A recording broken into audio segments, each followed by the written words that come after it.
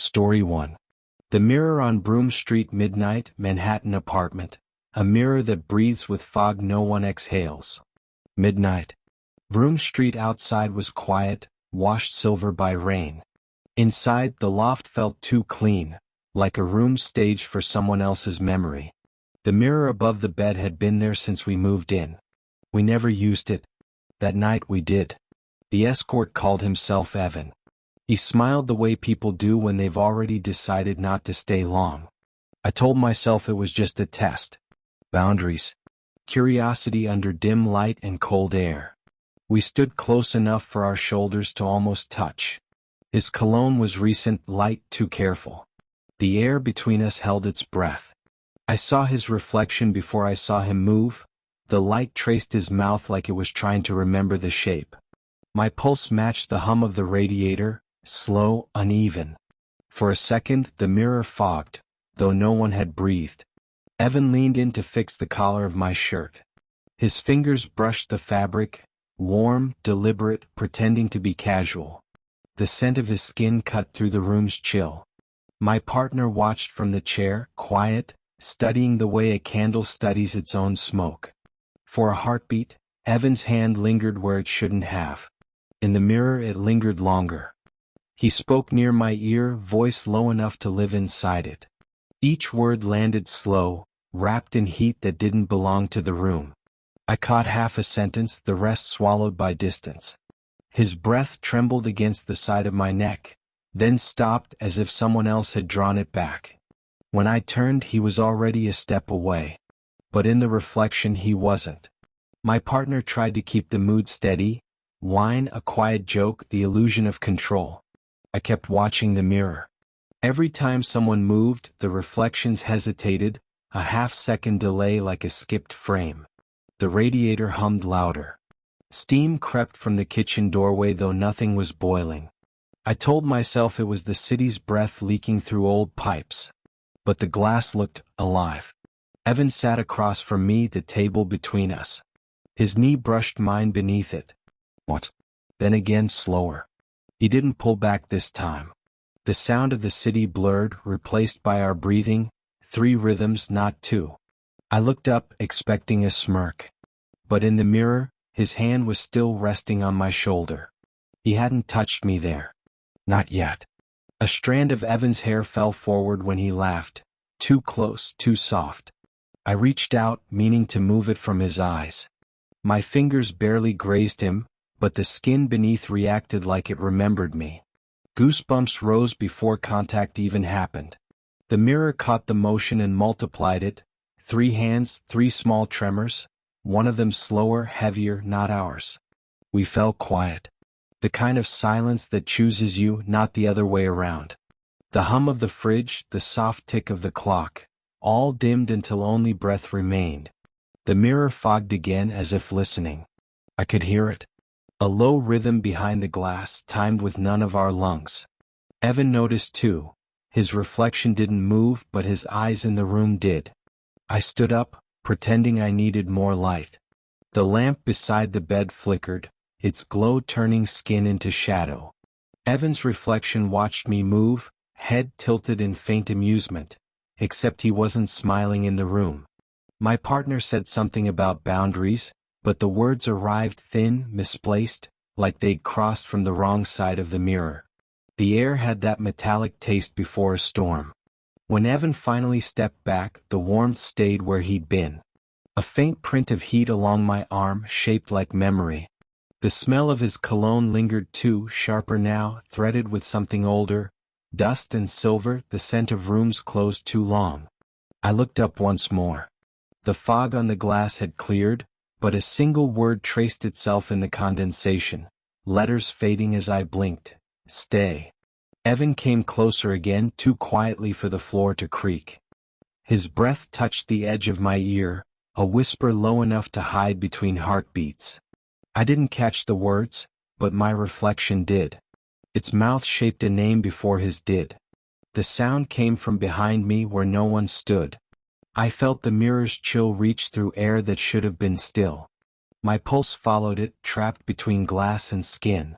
By morning the loft was cold again. Evan had gone and my partner slept facing the wall. I almost believed it had all been performance, until I saw the mirror. Fingerprints bloomed beneath the surface, inside the glass, blurred and human. I didn't touch them. I couldn't. The air smelled faintly of his cologne, fresh, impossible. Have you ever caught your own eyes watching you too closely? Story 2. Room 304, private session 2 a.m. Coastal Hotel, air vent murmuring a name. They'd asked for neutral ground. That's what the message said, short, polite, with a timestamp just after midnight. The Coastal Hotel was almost empty when I arrived. Salt clung to the hallway carpet, and the elevator hummed like it remembered voices. Room 304 faced the water. The man opened the door with a practiced smile. The woman stayed near the window, tracing fog onto the glass. Between them, space too careful to be casual. The keycard light blinked green once, though none of us touched it. We stood close enough for the air to thicken. Their shoulders almost touched when I stepped inside. A clean, recent perfume lingered between us, something citrus, too sharp for comfort. The lamp's shade threw amber light across her mouth. It drew his gaze, then mine. She spoke first, voice steady but slower than breath. I answered with a nod, feeling the faint static in the carpet as if the room had its own pulse. He adjusted his collar when I moved closer and I helped without thinking. My fingers brushed the warm fabric at his throat, just enough to feel the pulse, not enough to make it a mistake. The woman watched from the bed's edge, her legs crossed, her silence deliberate. The room's aircon rattled softly, filling the pause that should have broken the moment. Somewhere behind the wall, a vent sighed, a slow intake that matched her breath. When she finally spoke again, she leaned forward. Her voice was low, almost inside my ear, each word carrying that faint tremor of challenge. "We keep it simple," she said. The warmth of her breath trailed off against my skin before sense caught up with it. I nodded once, but the echo of her tone seemed to linger, caught in the metal grill above the bed, replaying itself just shy of a whisper. Dinner trays arrived late. We ate half-heartedly, pretending routine could still fit between us. He joked about the storm outside, she smiled without warmth. I noticed how both of them avoided the mirror near the minibar, as if reflection might choose sides. The keycard lay on the desk beside an untouched glass of wine, its green light flickering every few seconds, like it wanted attention. I started to ask about it, but the hum from the vent drowned my voice, shaping a word that sounded too much like a name. We moved to the small table by the window. The sea was only a shadow now, the horizon erased. Her knee brushed mine beneath the surface of polite conversation, and didn't pull away. The gesture was quiet, almost reflexive, but it carried the weight of a decision neither of them had voiced. He looked up at the same instant, eyes sharp, then soft again. From the vent, a breath answered, long, slow, human. None of us claimed to hear it. She bent to pick up her purse, and a strand of hair slid across her face. I reached out before thinking, brushing it away with 2 fingers. The skin beneath rose in a quick tremor, gooseflesh bright under the amber lamp. He saw it. Didn't speak. Just lifted the wineglass and kept it there, hovering between us. The air seemed thicker, heavy with perfume and something older. Salt, maybe, or breath left behind by others who'd rented the same lie. We went quiet after that. The kind of quiet that starts to feel shared. The rain had stopped, but the vents still breathed softly above the bed. Each exhale lined up with her own, like the room was timing us. I caught my reflection in the dark glass of the window, 3 shapes instead of 2. None of them moved when I did. Somewhere behind us, the keycard light blinked green again. When I stood to clear the glasses, the mirror by the minibar caught movement that wasn't ours. My own reflection stayed still while another shape, mine but not, walked past behind me. I turned too fast, knocking the chair leg against the carpet. Nothing there. The couple stared like I'd broken the unspoken rule. Keep it light, keep it pretend. The vent exhaled again, this time with a faint rhythm, syllables I almost recognized. She rose and touched my wrist before I could leave. Her fingers left a faint warmth that clung even after she let go. It wasn't the kind of heat that fades, it sat on my skin like residue, like static. The keycard light turned green once more, uninvited. The lock clicked twice, once mechanical, once delayed, as if mimicked. "Forget it," he muttered, but his voice shook. The air smelled of salt and perfume that didn't belong to any of us. She stood behind me before I heard her move. The lamp flickered once and her breath found my ear. "You promised," she whispered, too close, too exact. But when I turned, her lips hadn't moved. The words were still hanging there from somewhere above, inside the vent. He backed toward the door, hand trembling on the handle that wouldn't turn. I smelled that same citrus note again, sharp and clean, but heavier now, as if pressed into the air by another presence. At dawn, the hall was empty. My footsteps didn't echo until I passed room 304. The keycard was still in my pocket. I tried it once, only to prove nothing followed me. The light blinked green. The lock opened with 2 quiet clicks. No sound came out, but the air inside carried warmth, like someone had just exhaled my name. Would you swipe again just to be sure it was only the wind? Story 3. The contract candle. Rainy night, loft bedroom, candle that refuses to die. We made rules before anything else. 1 candle. 1 hour. 1 word, stop, if anyone felt the edge tilt too far. The rain was a low hiss against the loft windows and the flame looked honest enough. We said it was just a test of trust, but our reflections said otherwise. Her shoulder brushed mine as she lit it. The scent of beeswax mixed with her perfume, fresh, deliberate, recently applied. The light sculpted her mouth in gold, then caught the tremor at its corner. For a moment, it felt like the room was breathing in sync with us. I reached to adjust her collar, pretending it was twisted. My fingers grazed the fabric, warm, smooth, alive. The flicker leaned toward us, stretching shadows across her throat. The candle hummed softly, as if the air itself was listening for the next lie. She spoke too close. The last word of her sentence drifted into my ear, slow and deliberate, leaving warmth that wasn't language anymore. I laughed to hide it, but the flame bent toward me this time. I knew something. Maybe so did she. We tried to talk about anything else, paint, rent, weather, but every word came out softer, slower. The candle pulsed between us, its flame bending with each half-truth. When she said she wasn't jealous, the wick leaned so far it almost touched the wax. Under the table, her knee brushed mine. Neither of us moved away. The contact was light, almost imagined, but it carried heat that didn't belong to the candle. The flame steadied itself again, tall and patient, like it was taking notes. A strand of her hair fell forward. I reached without thinking, brushing it aside. My fingertips barely touched her skin, but it shivered under them, tiny goosebumps blooming and vanishing. She didn't thank me. The candle leaned again, a golden witness to something unspoken. Silence grew heavy after that. The rain muted itself and the loft held its breath. Our voices didn't return, only the sound of wax shifting, soft and slow. The air thickened, humid with waiting. The flame didn't flicker, it listened.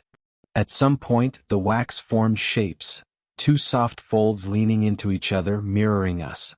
Then slowly a third ridge appeared between them. Neither of us spoke. The air near the candle grew warmer, almost damp, as if breath were trapped inside the flame. When she finally stood, the warmth followed her. My skin still carried it, a faint pressure, a scent that didn't belong to me. I rubbed my arm, but the perfume clung stubbornly. The flame swayed toward her, retreating back, then straightened, steady as judgment. She leaned close again, whispering something too low to repeat. Her breath grazed my ear, warm and precise. Then she blew, one soft exhale meant to end it. The flame vanished, but the darkness answered back, a rush of air colder than before, like lungs drawing in behind. We didn't sleep. The room stayed heavy, scented with wax and something sweeter. When morning came, the candle was only a pool of pale gold, hardened and strange. In its surface, 3 fingerprints gleamed, none of them mine. How do you end a ritual that never admitted to being one?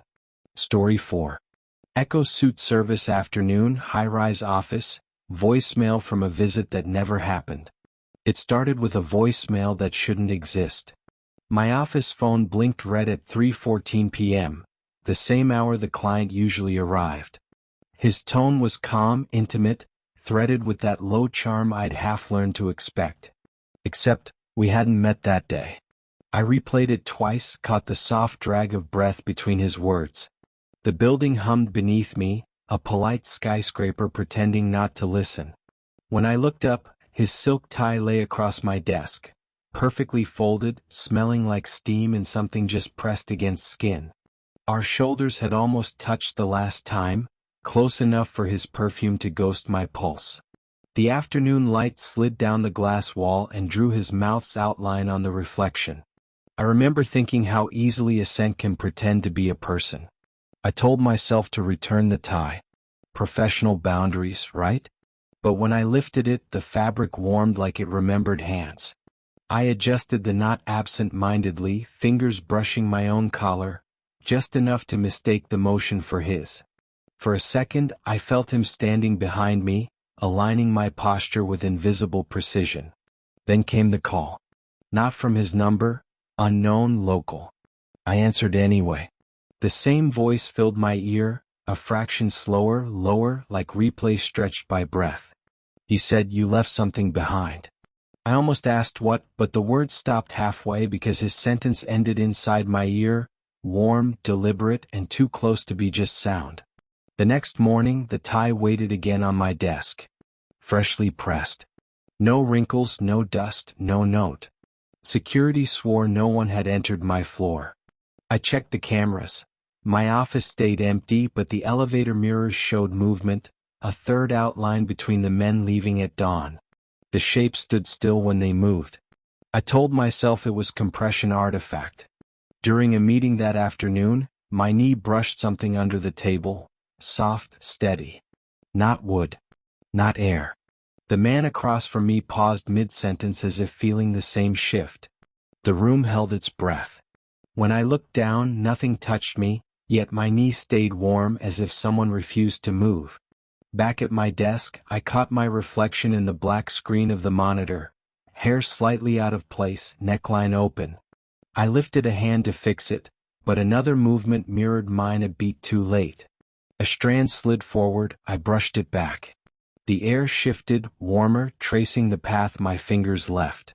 My skin rose in small waves, as if expecting a second touch that never quite landed. The office grew still after 6. No hum, no street noise, only the low rhythm of my breathing. The tie hung over the chair, swaying gently, though there was no draft. I tried to type an email, but the keys felt watched. A single line appeared on screen without my input, still warm. The cursor blinked once, twice, then stopped like it too was listening. Sleep didn't help.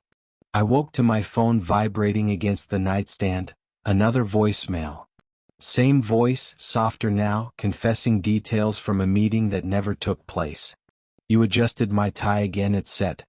"You didn't notice how close we were." I checked my closet. The tie hung there, perfectly aligned between my shirts, like it belonged to the routine more than to me.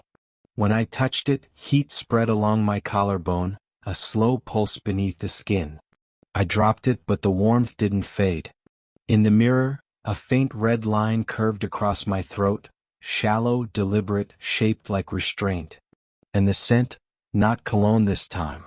Something like ozone after lightning, or silk burned just enough to remember fire. I stayed late again, pretending to work. The city lights trembled on the windows.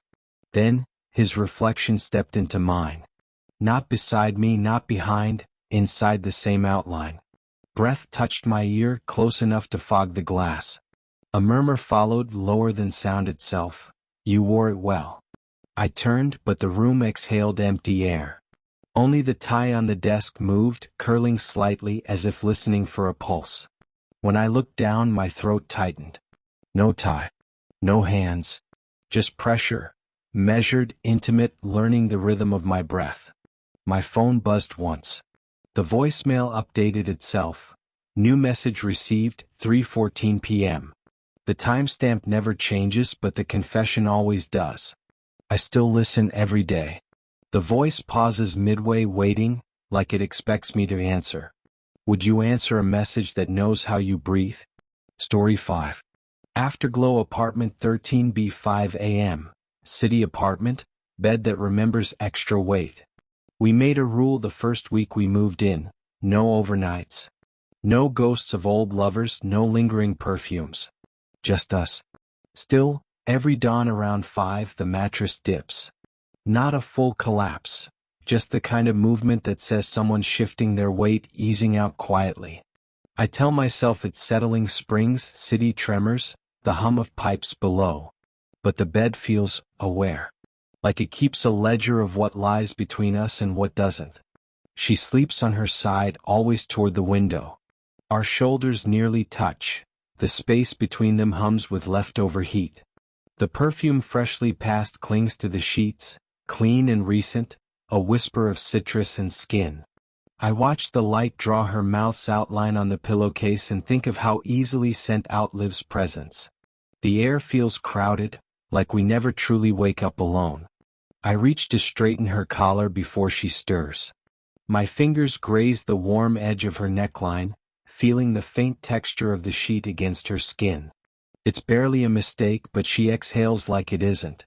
The room holds its breath with her, every sound folding inward. The sheet wrinkles where my hand had been, then smooths itself, slow as a sigh. When she finally speaks, her voice comes too close to my ear, as if the air carried it instead of her mouth. You said her name again, she murmurs, soft, almost curious. The words drift warm and deliberate, grazing my earlobe before vanishing. For a moment I forget whether she's still beside me. Only the bed replies, a low rustle, the kind you feel more than hear. We don't talk about her anymore, the escort whose name slipped out once, half-dreamed. Still, the apartment seems to know the story. The walls hold a hush that isn't peace but expectation. Each morning I wake first, listening for proof that silence can lie. The clock blinks 5:03. The mattress stills just after.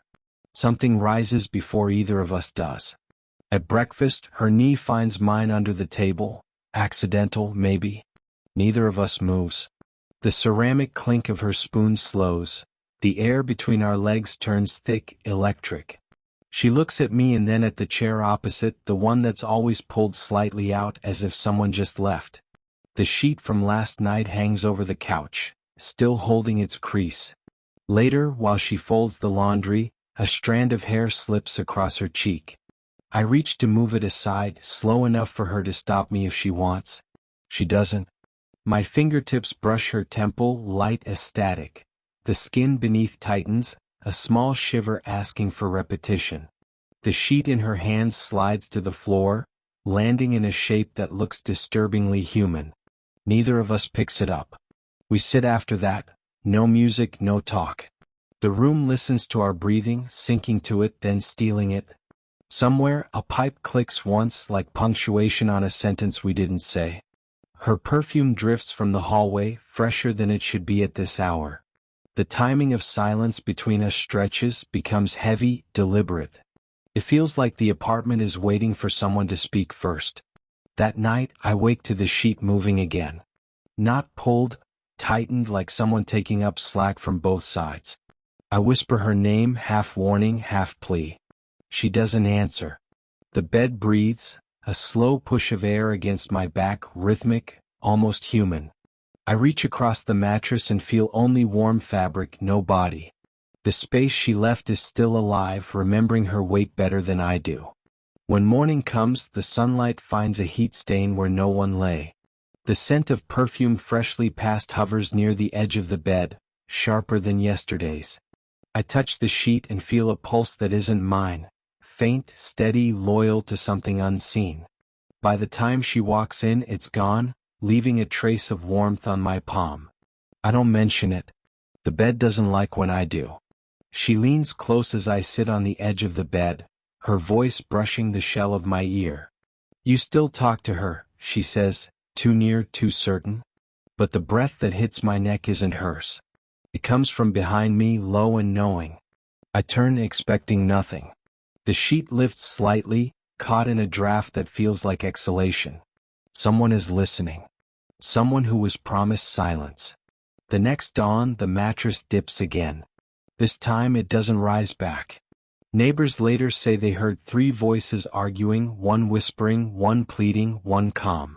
Only 2 of us live here. I still can't tell whose side the bed took. The sheet stays tucked too tightly now, as if guarding a secret body between the threads. Would you trust your bed if it started keeping score?